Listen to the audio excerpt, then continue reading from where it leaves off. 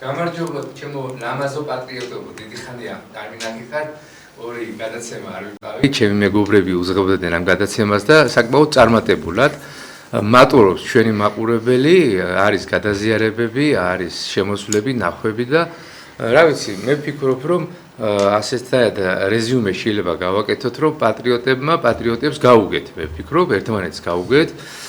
ჩვენი საქმეს ვამბობთ და ჩვენი საქმელი რა არის, რომ რეფორმები საქართველოში, რეფორმების დროა.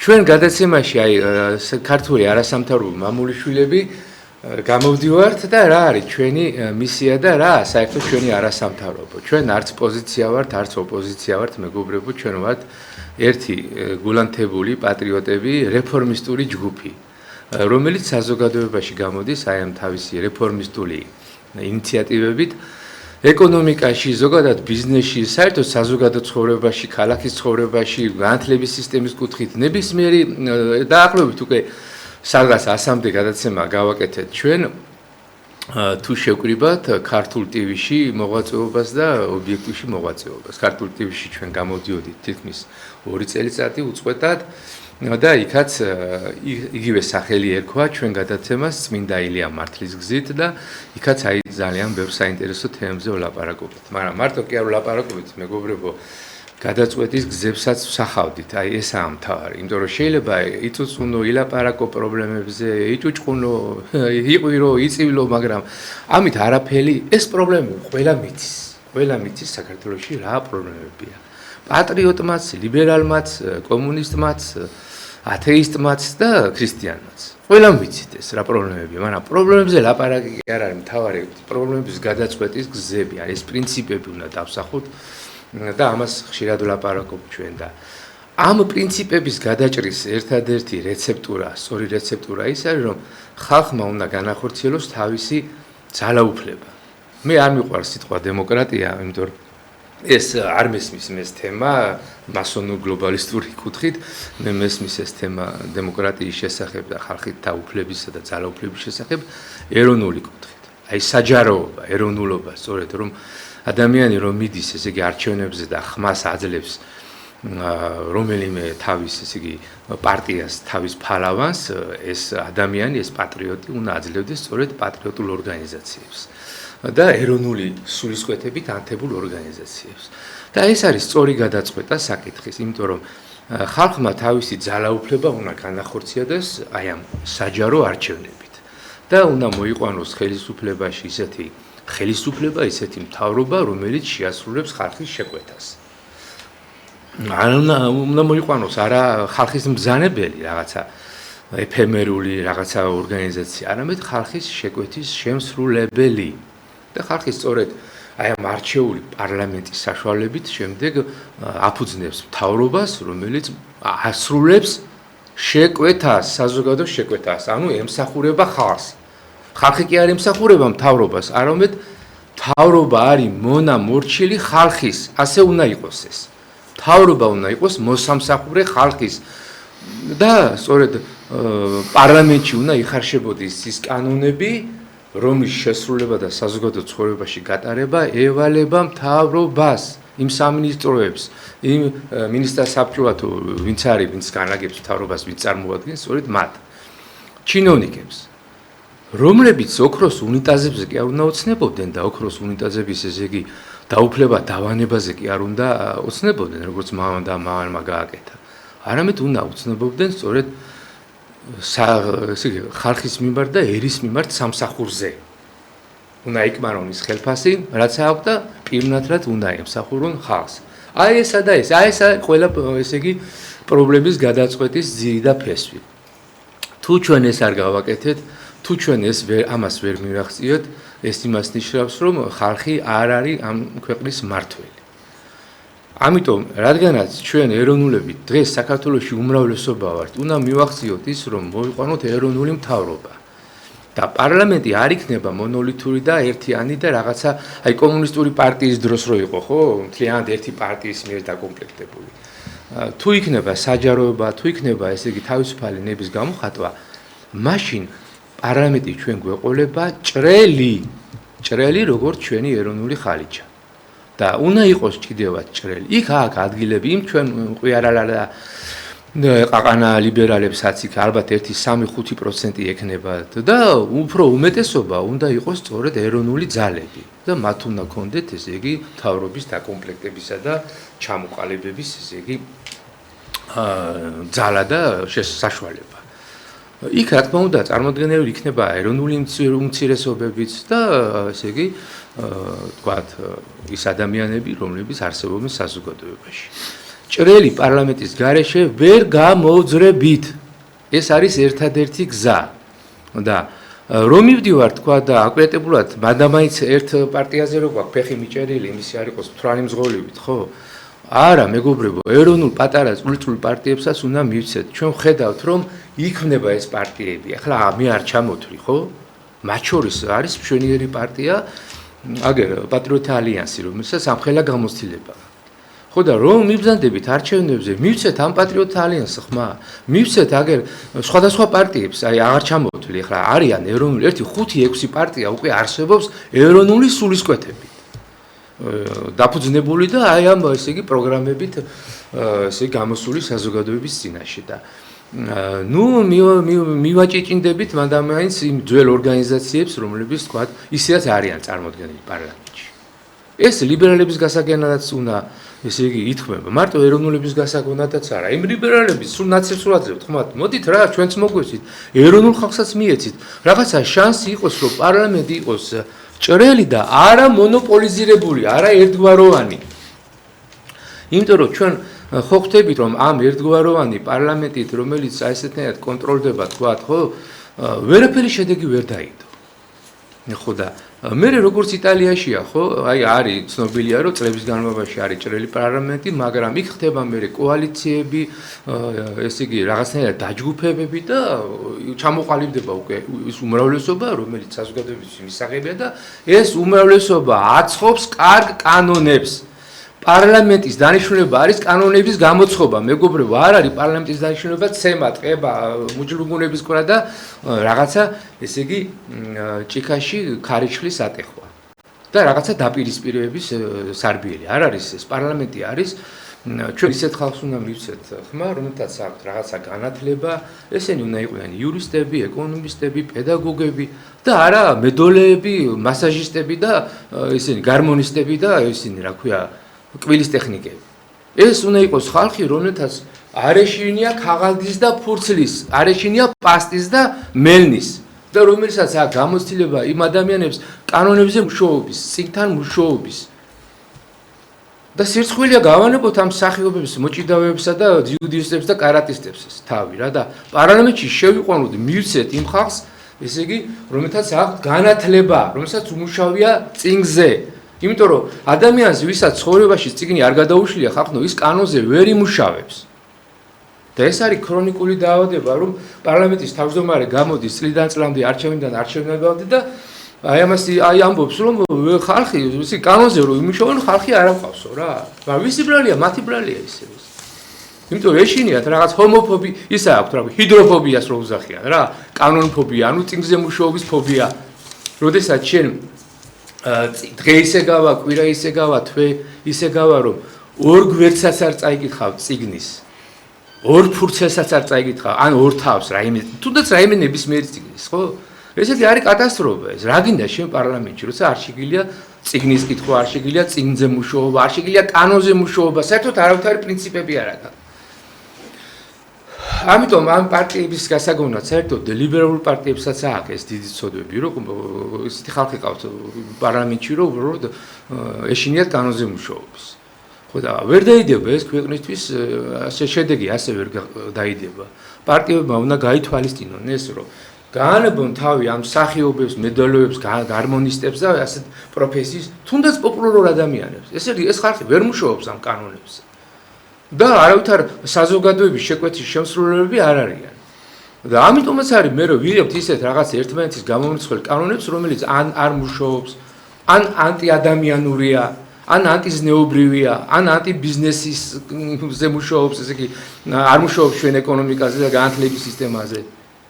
ხო და ამიტომ დრო მოდის რომ ისე ეს რა თქმა უნდა ხალხმა უნდა გაიაზროს და უნდა მოვთხოვოთ ამ პარტიებს ყველა პარტიას რომ აგერ უკვე მოდის არჩევნები ეს 2 წელიც გაფრინდება მომენტალურად დრო სწრაფად მიდის და მეგობრებო აი მე პარტიის ლიდერებს ვეუბნები გამოიყვანეთ ისეთი ხალხი ხარ პედაგოგები დაილია იურისტები დაილია მეცნიერები დაილია რა ვიცი კიდე რა პროფესიის ხალხი ჩამოთვალო რომელსაც განათლება აქვს და საზოგადოება ენდობა და ცნობილია იმ თავის დარგში ხო პირველ რიგში რითია ცნობილი ქვების როლით კი არა და მოლოტოვის კოქტეილების როლით არამედ განათლებით ცოდნით თუნდაც რაღაც რეგალიები აქვს ხო და რაღაცა შეუქმნია ამ ცხოვრებაში და რომელსაც არაფერი არ გაუკეთებია ესე იგი ცხოვრებაში და მარტო პიროვნული ერთგულებითა და ნათესაური ნეპოტისტური იმებით ვარჩევთ ეხლა სიცხვილეა სანამდე უნდა გაგზელდეს მეგობრო და დაიშალა ქვეყანა ჩვენი ბრალი აი ჩვენსკენ ჩვენი მესკენ მივმართოთ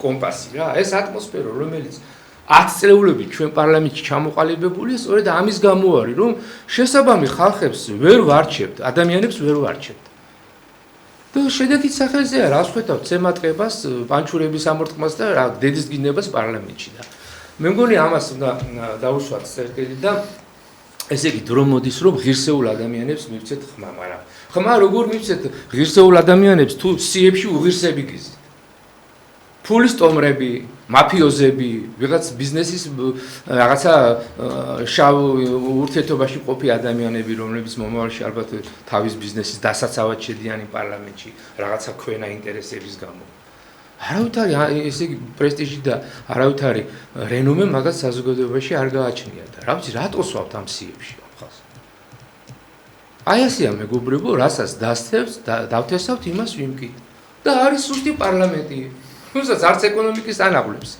არც საზოგადოებრივი ცხოვრებისთვის არც განათლების არც სოფლის მეურნეობა რა დღეში გვაქვს ხალხნო სად არის პარლამენტში არ უნდა იყოს სოფლის მეურნეობის კომისია ან თუნდაც ეკონომიკის კომისია ან თუნდაც განათლების სისტემის რეფორმის კომისია არ უნდა იყოს პარლამენტში ჩვენ ყველას უნდა ვიცნობდეთ მათ სახელებით და გვარებით დღე-დღე ტელევიზორში უნდა იჯდნენ ისინი და უნდა ვიცოდეთ რა გეგმები აქვთ ქვეყნის განვითარების მხრივ თავიანთ დარგებში და არ არის ამისთანა ბუნებაში ამიტომ ეხლა თვითონ მთავრობას ვეღარაფერს ვეღარ მოთხოვ ხო მთავრობა რა არის მთავრობა არის შემსრულებელი ინსტრუმენტი შენ თუ საკანონმდებლო კუთხით ეს ზევიდან ქვევით ეს მდგენები ძალაუფლების არ დაუსვი და მთავრობას მე არ მოთხოვე ის კარგი კანონები ჯერ უნდა შექმნა და მე მისი შესრულება როგორ ხდება რა ხნას მარტო მინისტრმა ხო თუ კანონები არ არის ან ესე იგი რა ის ცუდი კანონების ჯობია მართლა აღარ იმას გააკეთოს ეს კანონები რომელიც ისეაც ცუდია და უფრო ცუდს აკეთებს ქვეყანაში ვიდრე კარგს აი იგივე ჯარიმების შესახებ ჩვენ ამდენჯერ ვთქვით ხო რა დრაკონული ჯარიმები რომ არის და ატომ მოყვარულები უბრალოდ ვეღარ უძლებთ ამ ხელა ჯარიმებს ხო შეიძლება ეს რაღაც საკანონმდებლო კუთხით მოწესრიგდეს და ეს დრაკონული ჯარიმები აღარ იყოს ხო ამას წინათ ხომ გეუბნებით დადგეს ესე იგი კამერა რომელიც ჯარიმას იღებს ამ ნომრებს და მე გიწევს ავტომატურად ჯარიმას 50-დან 200 ლარამდე ზედ ორი ნაბიჯის წინ და ხალხი ესე იგი იძულებულია რომ ორი ნაბიჯთან მანქანას ვერ აჩერებს 500 მეტრით უკან და 500 მეტრიდან ვეზიდებით აღმართზე ტვირთით რომ ორი ნაბიჯი რომ ესე ვიყიდით რაღაცეებს თქვა 10 კილო აქეთ ერთ ხელში გვაქვს 15 კილო მეორე ხელში და 500 მეტრს გავდივართ რომ მანქანაში ჩავხვდით იმის გამო რომ მოგდის ჯარიმები აი ეს არ უნდა დავარეგულიროთ ასეთი ვითარება არ უნდა დავარეგულიროთ ის ვითარება რომ ესე იგი პირდაპირ ეზოებში არიან უკვე შემოსული და რა ხდება ამ თბილისის მერიაში რომ მანქანას ვერ დააყენებ ვერსად რომ ჯარიმა მოგივიდეს შემოსული არიან შუკებში სადარბაზოებთან უკვე შიგ ეზოებში და მთელი თბილისი არის გადანომრილი რა როცა უცხოეთში 2-3 გამზირია მარტო ასე დანომრილი და იქ არის ეს ფასიანი ესე იგი სადგომი ავტოსადგომი და თავისი ჯარიმები და კამერები ამათ კიდე მთელი თბილისი ესე იგი დააკამერეს ანუ ვეზიზღება უკვე მანქანაზე დაჯდომა ჯერ ესეთი ადგილიც არ არის და მე რო ვაჩერებ ესე იგი მოგდი ჯარიმა რა პრაქტიკულად ხო და ერთ წამში ხა 50 ლარს ვაკეთებთ ვინმე აი ერთ წამში ან 200 ლარს აი ბასლაინზე რატო უნდა იყოს 200 ლარიანი ჯარიმა შემთხვევით საბურავით შედგები და მოგდის ავტომატურად 200 ლარიანი ჯარიმა. ხო და არ არის კანონები მოსაწესრიგებელი. აქედან გამომდინარე მე ასე ვფიქრობ, რომ ესე იგი ეს რეცეპტურა არსებობს, რომ ხალხმა უნდა ავირჩიოთ ხმა მივცეთ ისეთ პარტიებს, არა ერთ რომელიმე პარტიას, არამედ სხვადასხვა პარტიებს უნდა გადავანაწილოთ ჩვენი ძალები და არჩევნების ხუთთან რომ მივად სხვადასხვა პატარა ეროვნულ პარტიებს მივცეთ ეროვნულებმა ხმა, რომ მოგროვდეს ხმები და შევიდეს იყო რაღაცა ვიტყვიან მრავალფეროვნება პარლამენტში, პარტიებისა და საზოგადო ორგანიზაციების. ხო და მე თუ ბასიანში წყალჩაგვისხავენ და ბოლო-ბოლო ეს ბლოკების შექმნაც, ესე იგი, იქნება ნებადართული, ჯერ ერთი რატო უნდა იყოს აკრძალული მეგობრებო ბლოკების შექმნა, პარტიასთან რატო არ უნდა მეგობრობდეს და არჩევნებზე რატო არ უნდა იყოს საშუალება, რომ ერთი ეროვნული პარტია მეორე ან მესამე ეროვნულ პარტიასთან ერთად ბლოკში გამოვიდეს არჩევნებზე. პირიქით ამაში დაინტერესება უნდა იყოს, რომ ესე იგი ამ პარტიებმა ხმა მიიღონ და რაღაცნაირად ეს შევიდნენ პარლამენტში. ხო, აი ამ გაერთიანების საფუძველზე და ძალით. ამიტომ ამაზეც უნდა ვიფიქროთ, რომ დაუშვით ეს ბლოკები, რომ რაღაცნაირად არ იყოს ეს ერთფეროვნება და არ იყოს ზასტოი. ეხლა არის ზასტოი საერთოდ. აი მე ბრეჟნევის პერიოდი მაგონდება, მეგობრებო, იქაც იყო საბჭოთა კავშირის დანგრევის წინ ეს 20 წლიანი ზასტოვის პერიოდი. ხო და თუ არ გვინდა რომ ჩვენი ქვეყანა დავანგრიოთ, აი ამ ზასტოიდან უნდა გამოვიდეთ, აი ამ უძრაობიდან უნდა გამოვიდეთ და ესე იგი ყველა პრობლემის გადაწყვეტის ძირი და ფესვი ეს არის რომ ქართულ საზოგადოებას უნდა შეეძლოს ხმა მისცეს თავისუფლად, გაბედულად რაღაც მამული შვილები სხვადასხვა დარგის სპეციალისტებისადმი. მათი წარმომადგენლების მიმართ ხმის მისცემა უნდა განახორციელონ და ეს ღირსეული ხალხი შევიდეს პარლამენტში და მათაც კიდე დაიწყონ კანონებზე მუშაობა. ეს დაავადებულ საქართველოს მისცენ კარგი კანონი. გამოსაჯანსაღებლად. აი ეს არის ერთ-ერთი რეცეპტურა, რაც შეიძლება გამოვწეროთ ჩვენ და ესე იგი პრობლემა, ვერც ერთი პრობლემა მეგობრებო ვერ გადაწყდება თუ ეს აი ეს მომენტი არ გადაიჭრა რა. პრობლემა დარჩება და ესე იგი მარტო აქციები, ცარიელი აქციები და საზოგადო აქტიურობა არაფერს არ მოგწევს თუ ვერ მივახციეთ ეროვნულმა ძალებმა და საერთოდ მამული შვილებმა საზოგადოებამ პარლამენტის გაჯანსაღება და ეს შეიძლება მოხდეს ჯანსაღი არჩევნების კვალობაზე. და უნდა ყველა ძალამ მთავრობამაც უნდა მოინდომოს პოზიცია თუ ოპოზიცია არ ვიცი რა ქვია მათი მე არ ვიცი ყველამ უნდა მოინდომოთ ჩვენც უნდა მოინდომოთ ჩვენ ვაცხადებთ რომ ჩვენ არა ვართ არც პოზიცია არც ოპოზიცია მამული შვილები ვართ რეფორმისტური ჯგუფი თანათან იზრდება ეს ჯგუფი ჩვენ ვცდილობთ რომ ინოვაციური წინადადებით საკანონმდებლო ინიციატივებით ესე იგი წარსდგეთ საზოგადოების წინაშე და ეს ჩვენი ინიციატივები გათვალისწინებული იქნას ქვეყნის სასიკეთოდ რეფორმა ვისაც უნდა იმ მთავრობას რომელიც მოვა მომავალში და თუნდაც დღევანდელ მთავრობას რომელიც დღეს არის თუნდა რომელიმე დარგში რეფორმის განხორციელება ჩვენი ესე წინადადებების გაითვალისწინოს რა არის ამაში თუდი კი გენაცვალე ჩვენ ნუ გამოგვაჩვენთ ოღონდაც თქვენ ეს რეფორმისტული წინადადებები გაითვალისწინეთ და განახორციელეთ ჩვენ ეს გაგვიხარდება სულ დაგვასახელებთ რომ ეს ჩვენგან იყო ეს ინიციატივა მადლობლები დაგჭირდით დღეს ხმა მინდა გადავცე ჩვენ მეგობარს ბატონ ვაჟა-ბაკაშვილის არაჩვეულებრივ პედაგოგს პიროვნებას დიდ პატრიოტს და აი თავისი მოსაზრებები საერთოდ რა სიტყვის თუნდაც ამ თემაზე რაც მე ვთქვი და რა სიტყვით ბატონ ვაჟა თქვენ დაიწყეთ მივესალმები ჩვენს მენელებსა და მაყურებლებს და კიდევ ერთხელ შევახსენებ რომ ისინი არიან დიდი ქართველები და დიდი მსოფლიო მოქალაქეები. რაც შეეხება ამ განაცხადს, რაც ბატონმა გიორგიმ განაცხადა, თქვენს ნებართვით მე ცოტა გავშლიდი რა კი საზოგადოებრივ ოცნე გახლავართ და ისევ და ისევ მიუტრიალდებოდი არა მხოლოდ საქართველოს პრობლემებს, არამედ ჯერ გარედან დავიწყებდი საერთაშორისო მდგომარეობიდან, რათა უფრო კარგად დავინახოთ ის სიკეთე თუ მანკიერება, რომელიც ჩვენს პატარა სახელმწიფოშია, რომელიც იბრძვის თავისი ადგილის დასამკვიდრებლად, თავის სახის შესანარჩუნებლად და ასევე აქვს სურვილი, რომ მან იცოცხლოს როგორც დამოუკიდებელმა სახელმწიფომ და გააჩნდეს საკუთარი სახე მომავალშიც. მაგრამ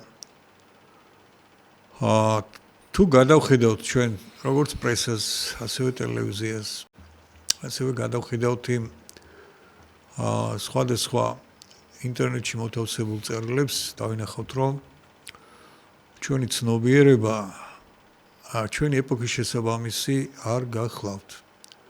რას ნიშნავს ეს, რომ არ გახლავთ ეპოქის შესაბამისი?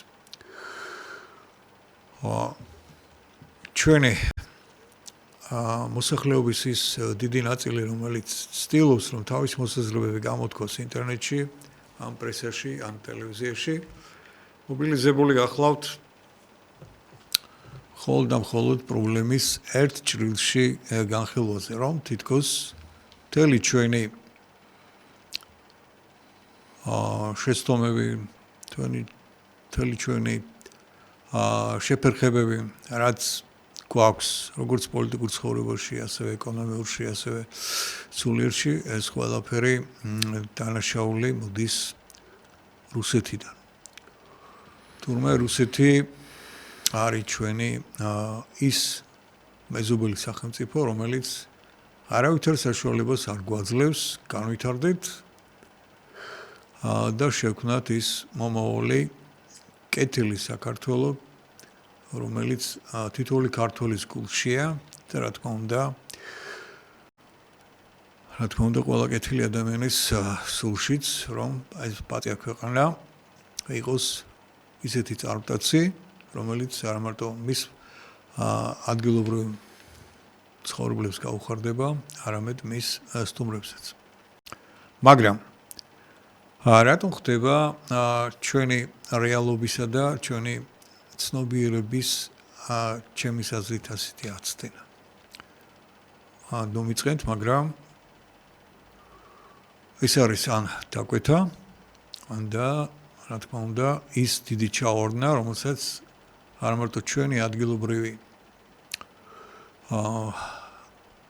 მიმოხილველები აღიარებენ, რომ საქართველოში არ მიდის საზოგადოებრივი მეცნიერებების ღრმად ანალიტიკურად შესწავლა და ჩვენ ვაზროვნებთ ძალიან ზედაპირულად. ვაზროვნებთ ემოციების ან მხოლოდ და მხოლოდ ზედაპირული მსჯელობის საშუალებით და არა ახლავს ჩვენს თითოეულ ქმედებას ღრმა ანალიტიკა, ღრმა გააზრება და ღრმა აწონ-დაწონვა როგორც დღევანდელი ცხოვრების, ასევე წარსულის და ასევე მომავლის. რა ვქნათ, რატომ ხდება ეს ყველაფერი? ჩვენ ყველაფერს ვაბრალებთ, როგორც მოგახსენებთ, გარე სახელმწიფოს, მაგრამ არ ვაბრალებთ ჩვენ თავს. ამ საკითხებზე ჩვენ უკვე დიდი ხანია ვსაუბრობთ, მაგრამ კიდევ და კიდევ მე შეგახსენებდით ერთ მთავარ ჩვენს მცდარ დამოკიდებულებას. მაგალითად, გაითიშა დენი რამდენიმე გზის. გაითიშა უბრალოდ მოხდა ჩხუბები, მოხდა მკვლელობები. რა თქმა უნდა, ეს იყო საზარელი ფაქტები, როგორც საზოგადოებრივი კუთხით, ასევე სახელმწიფოებრივი კუთხით, მაგრამ აბა მოდი შევხედოთ, რატომ ხდება ეს ყველაფერი? ასეთი შეფერხებები, ასეთი დაბრკოლებები და ეს არის მხოლოდ და მხოლოდ საზოგადოებრივი საკითხი თუ ღრმა სულიერი ცნობიერების დეფიციტიც. კაი, ჩვენ არ ვართ პროფესიონალები, მაგრამ ხომ გვაქვს სულიერი პასუხისმგებლობა, როგორც ჩვენი სახელმწიფოს ერისა, ასევე კაცობრიობის წინაშეც. და ეს პასუხისმგებლობა რაშია გამოხატული? ანუ ჩვენ თუ ვისაუბრებთ, თუ ჩვენ გავაანალიზებთ, უნდა გავაანალიზოთ ღრმად, მეცნიერულად თუ რატომ ვართ ამ დონეზე და ყველაფერი არ დავაბრალოთ ერთ სახელმწიფოს.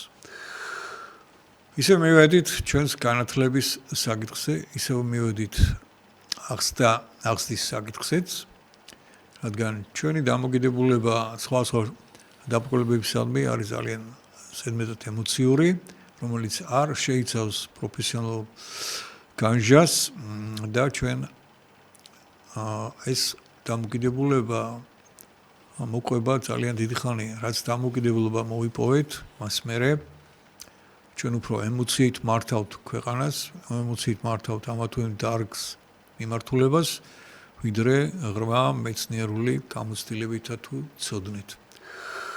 ანუ ისევ მივდივართ ჩვენ განათლების საკითხზე.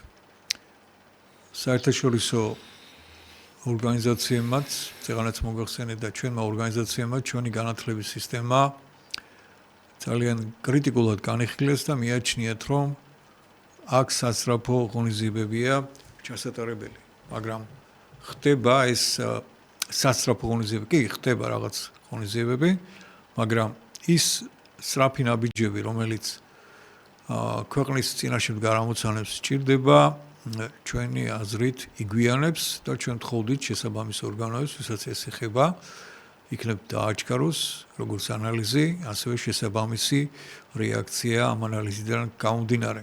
მე გაგახსენებთ ერთ მაგალითს, რომ მაგალითად მეორე მსოფლიო ომის მერე განადგურებული გერმანიის აღორძინების პროექტი, როდესაც მისმა კანცლერმა მოიწვია განსახილველად მეცნიერები დაახლოებით 2 თვეში ამ მეცნიერებმა დაძდეს ის პროექტი, გერმანიის აღორძინების ის პროექტი, რომელმაც მოახდინა სასწაული და მიწასთან გასწორებული გერმანია ძალიან მოკლე ხანში დადგა ფეხზე. სულ რაღაც 2 თვეში. ჩვენ რა გვჭირს? წლებია და არა მარტო უბრალოდ წლებია, არამედ ათეული წლებია ვიხილავთ სხვა საკითხს. არ ვიღებთ არც ადგილობრივ გამოცდილებას, არც საერთაშორისო გამოცდილებას.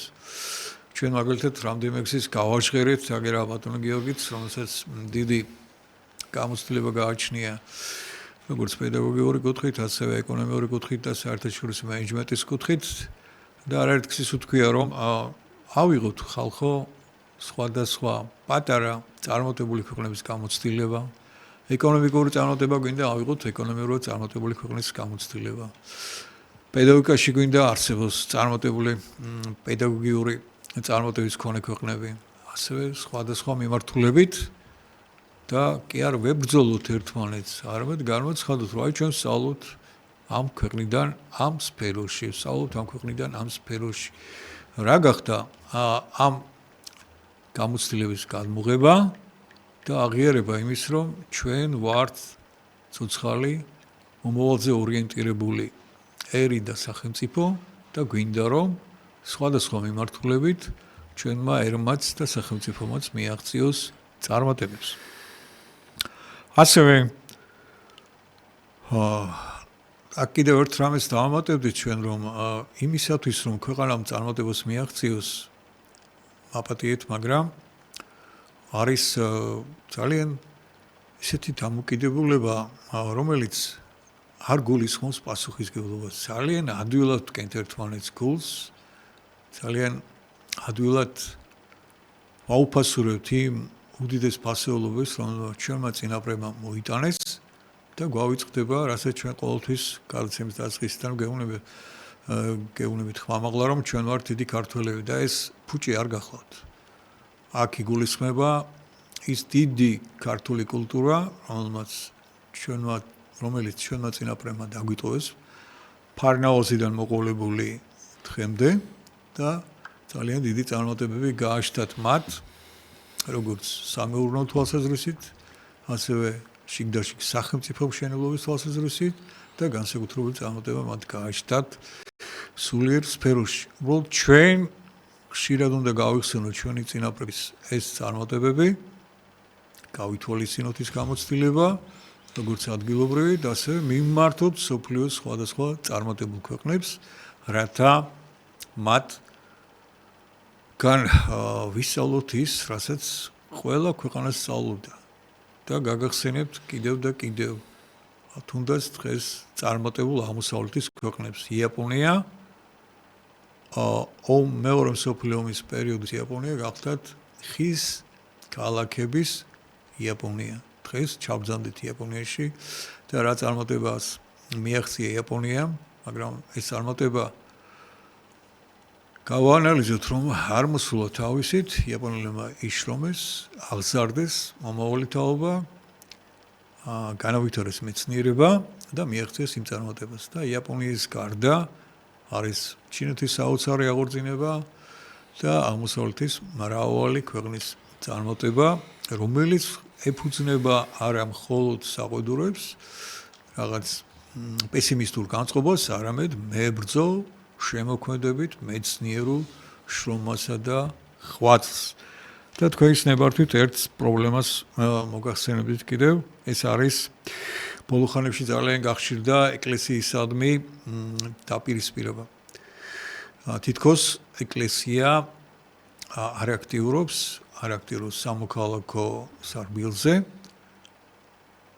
და რომ მას გააჩნია მრავალი ისეთი ხარვეზი, რომელიც თითქოს ჩვენ უბრალო მოქალაქეებს გვაძლევს უფლებას, რომ გავილაშქროთ საეკლესიო ცხოვრების წინააღმდეგ. მე კიდევ და კიდევ ერთხელ შეგახსენებთ, რომ ეკლესია არის სული ქართველი ერისა, როგორც სხვა ქვეყნებში, ასევე ჩვენთანაც, და რომ როგორც ჩვენი საეკლესიო მოღვაწეები, ასევე მონასტერში მოღვაწე დიდი მამაოები და დედაოები არიან ის ადამიანები, რომლებიც ცოცხალ ჩირაღდება და ანთია ჩვენს ცხოვრებაში და ყოველთვის გვახსენებენ იმას, რომ ჩვენ ვართ მარადიული სინათლის, სიკეთის შვილები და რომ საჭიროა ხშირად გაგვახსენდეს ეს და ისე მოგრძალებულად, მოწიწებულად და თავდაბლურად ვემსახუროთ როგორც უფალს, ასევე ჩვენს ერსა და სახელმწიფოს. აი ეს მინდოდა მომეხსენებინა თქვენთვის და დიდ მადლობას მოგახსენებთ ყურადღებისთვის. მადლობა ბატონო ვაჟა. მეგობრებო, ჩვენ ყავს ერთგული, ესე იგი, მაყურებლები, ველოდებით მათ ზარებს. თხოვნა ერთი, რომ თემასთან ახლოს, აი რაც დღეს ვილაპარაკეთ, იმ თემასთან ახლოს, რომ დასვათ შეკითხვები, ჩვენ გაგცემთ, შეძლებს დაგვარად, არ იყოს რაღაც განყენებული თემები, ხო, ზოგს უყვარს დაარეკვა რაღაც აბსოლუტურად ისეთ რაღაცაზე, რაც ჩვენი გადაცემა არ ეძღვნება.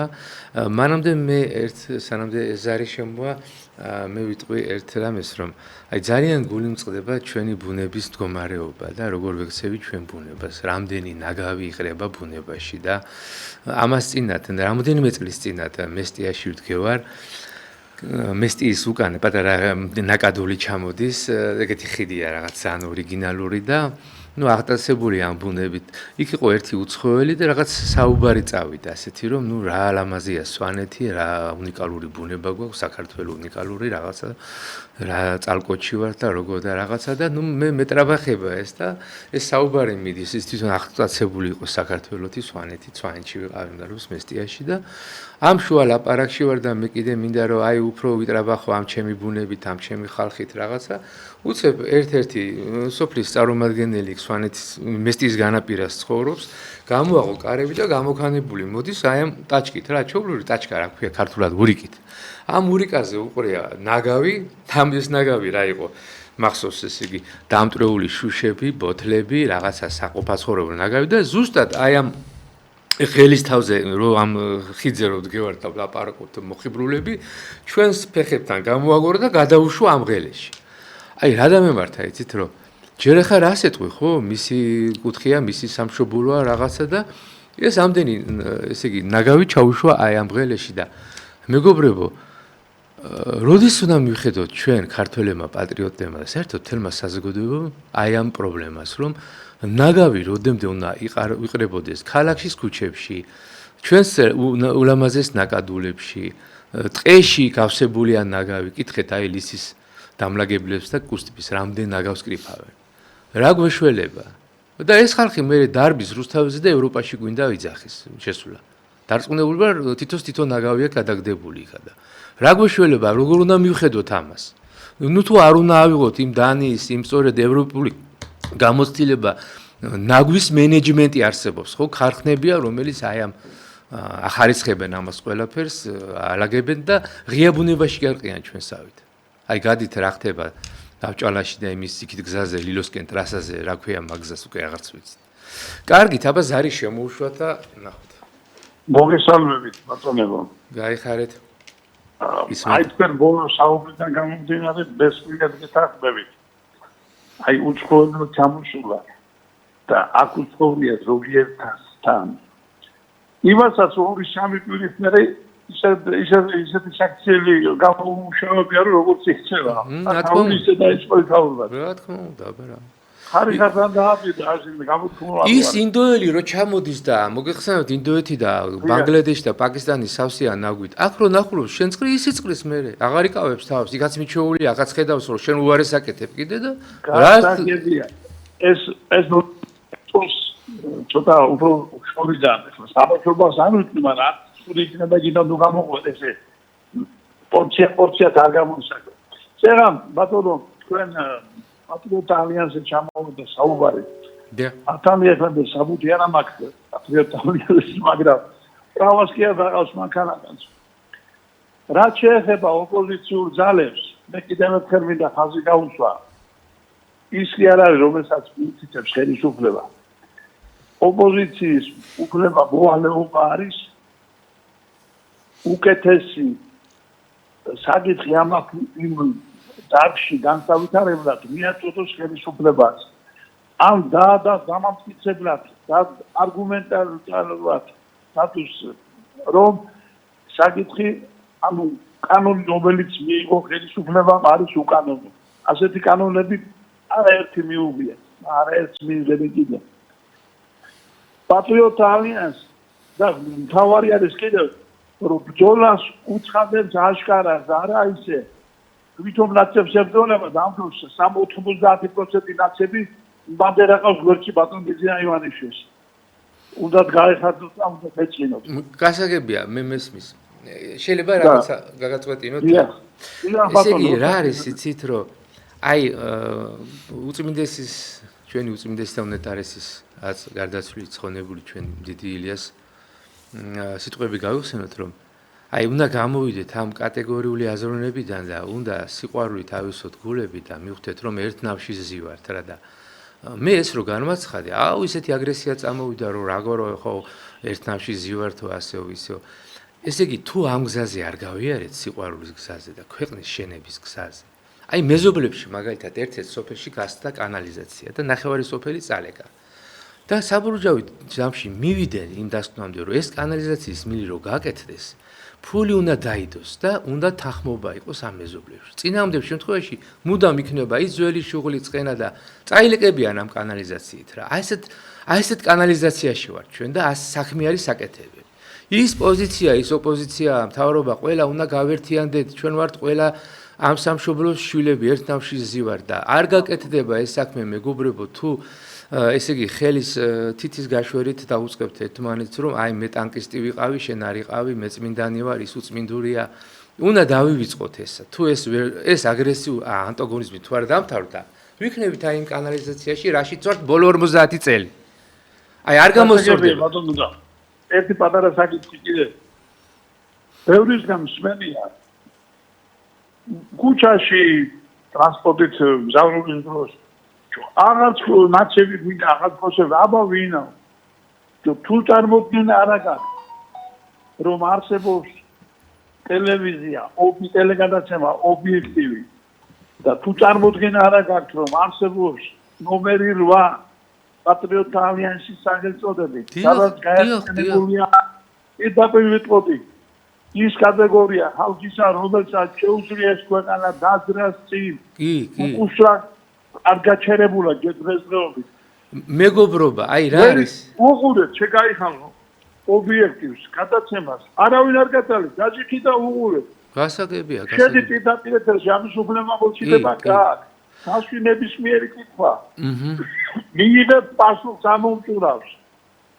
რა ძანთულია თქვენი სახელი პატრიციო თქვენი სახელი ნამდვილი ოპოზიციური ძალა ნომერი 8 პატრიოტთა ალიანსი რომელშიც არის 11 თუ 12 პარტია და გაერთიანებული უამრავი ორგანიზაცია და უამრავი მხარდამჭერი ყავს. თუ არა და გამოჩნდება თუ საჭირო თუ იქნება და მიტინგი იქნება თუ მსვლელობა იქნება თუ საპროტესტო აქცია იქნება თუ რაც იქნება, აგე დავინახავთ. ერთობით, კარგით. გასაგებია თქვენი პოზიცია, დიდი მადლობა, შემდეგ ზარს დაველოდებით, შემოღვალბათ. მეგობრებო, აი მაგას ვიძახი რა, აი ყველა ქვეყანაში, იგივე იმ ჩინეთში, იგივე იაპონიაში, იგივე იმ დანიაში, ავსტრიაში, ნებისმიერ ქვეყანაში ამ ეკოლოგიას, ესე იგი, მოუარეს და არის ქალაქის განაპირა გაშენებული ნაგვისგან და ნარჩენების გადასამუშავებელი საწარმოები, ქარხნები, რომლებიც ესე იგი მოგებაზე გადიან. და იმ ნაგავს, რომელიც უკვე არავითარ გადამუშავებას არ ექვემდებარება და უბრალოდ დაწვას და განადგურებას ექვემდებარება, ამ დაწვით სპეციალურ ღუმელებში მიიღება ელექტროენერგია და ეხმარება ისევ ქალაქს. უამრავი სამუშაო ადგილები ესე იგი იქმნება, შუშა გადამუშავდება და შუშის მიმართულებით მიდის, მეტალის მიმართულებით მიდის, მუყაო, რომელიც მოჭრელი ხეებია, ხო? მუყაო რა არის? ეს არის ხე, რომელიც თანათანობით მცირდება პლანეტაზე. მუყაო ნაგავში კი არა, ხო გინახიათ ჩვენ სანაგვებში გატენილი რომ არის მაღაზიებიდან გამოტანილი მუყაოებით და მენარება, აი გული მწყდება, რომ ამდენი კარდონი იყვება, იწვება, ბუნებაში იყრება. და პოლიეთილენი და ბოთლები და რაღაცა თავის კუთხით მუშავდება. და ეს პოლიეთილენი რომ მერე ბუნებაში რო იყრება, დროთა განმავლობაში რო იშლება და ეს მიკრონაწილაკები რო ქარის სახით ჩვენ ფილტვებში ბრუნდება და სიმსივნეებზე რომ მივდივართ, პოლიეთილენის აქ ხვედრით წილი პატარაა. რამდენი ადამიანი გადაიცვალა ფილტვის კიბოთი და აი მე YouTube-ზე მაგ გადაცემა ნანახი, თითქმის ყველა ჩვენგანს, აი თანამედროვე მე-21 საუკუნის მოსახლეობას 90%-ს ფილტვში და ბრონხებში აქვს პოლიეთილენის მიკრონარჩენები, რომელიც იწვევს სიმსივნეს. განსაკუთრებით განვითარებად ქვეყნებში და ნუ თუ ესე იგი ამ გადამუშავებას ბოლო-ბოლო ჩვენ არ უნდა მივხედოთ და სამთავრობო დონეზე, იგივე იმ ბათუმში, იგივე იმ ქუთაისში, იგივე იმ დიდ ქალაქებში, ხო, თბილისში შექმნათ ეს მით უმეტეს არსებობს ამის პროექტები და გამზადებული, ესე იგი საწარმოო ხაზები, ნაგვის დახარისხებისა და გადამუშავების. და მენანება რა ყველაფერი კი ნაგავს ახლა მივეჩვიეთ აღარ აყვრით ასე უპრაკუნოთ ბუნებაში, მაგრამ იმ ნაგვის ყუთშიც რო ყველაფერი იყრება და ეს რპება ყველაფერი და მე ღია ბუნებაში გადის და იქ იყრება. ეს ყველაფერი იყრება თბილისის ქუთაისის ღია ბუნებაში. არ გეგონოთ თქვენ და მე ქარი მიმოიტაცებს და დაწყებული ავჭალიდან ლილომდე მოფენილი არის მთელი ხეები აი ამ პოლიეთილენისა და ქაღალდებისა და ნაგვის ნარჩენებით. აი რა კატასტროფული მდგომარეობა, ნუ თუ ეს არ უნდა გავაკეთოთ ჩვენ, ნუ თუ ეს თბილისის მერიას არ ევალება, არ არის ამის რესურსები, რომ ერთი ნაგვის გადამუშავების ქარხანა გავაკეთოთ ბათუმში, თქვათ, ქუთაისში, თბილისში და მსხვილ ქალაქებში და ენერგიის წყაროც მივიღოთ და ბუნება დავზოგოთ, ჩვენი ჯანმრთელობა დავზოგოთ, ჩვენი თვალხატულა, შვილების ჯანმრთელობა რამდენს აქვს სიცხლის გათედრება დღეს. და ხვედრითი წილი სწორედ აი ამ ეკოლოგიური დაბინძურების გამოხდება თუ რომ ეს. კარგით, მეგობრებო, აი ვერ ვეტევით სამწუხაროდ ზარიც ვეღარ შემოვიდა. ჩვენ ამას ვამბობთ, რომ ჩვენ ვართ გადაცემა წმინდა ილია მართლის გზით. ჩვენ გვინდა რომ აი ეს ილიას დიდი მამულიშვილური იდეები გავაცოცხლოთ, ამას მხარში დაუდგეთ და ჩვენ ვართ თვითონ მამულიშვილები, ქართული არასამთავრობო, არარეგისტრირებული, ჩვენ ვართ მეგობრების ერთობა, პატრიოტების ერთობა. არც პოზიცია ვართ, არც ოპოზიცია ვართ. არც თავრობის მეხოტბეები ვართ, ჩვენ ვართ ერთი რეფორმისტული ჯგუფი და სამშობლოს, ესე იგი, სამკურნალოდ გამოდივართ რეფორმისტული ინიციატივებით, საკანონმდებლო ინიციატივებით და გამოიყენონ ეს ჩვენი ინიციატივები, შემოგვიერთით, ვიმეგობროთ ყველასთან, მეგობრობის გარეშე ვერ გადავარჩენთ საქართველოს. ნუ ვარყევთ ამ ნავს, პოზიცია, ოპოზიცია რა, ნუ ვარყევთ ამ ნავს და ერთმანეთს ნუ ვესვრით მოლოტოვის კოქტეილებს. სიცხვილეა და ამით საქართველოს ვერ გადავარჩენთ. ჩვენ ყვაველობს 100,000 წმინდანი ჩვენ თელ საქართველოს და მე ვფიქრობ, რომ ამ შემწეობით და მეოხებით გადავრჩებით და ლელოს გავითანთ ჩვენ ყველა ერთად, ერთობით და სიყვარულით. ამინ. ამინ.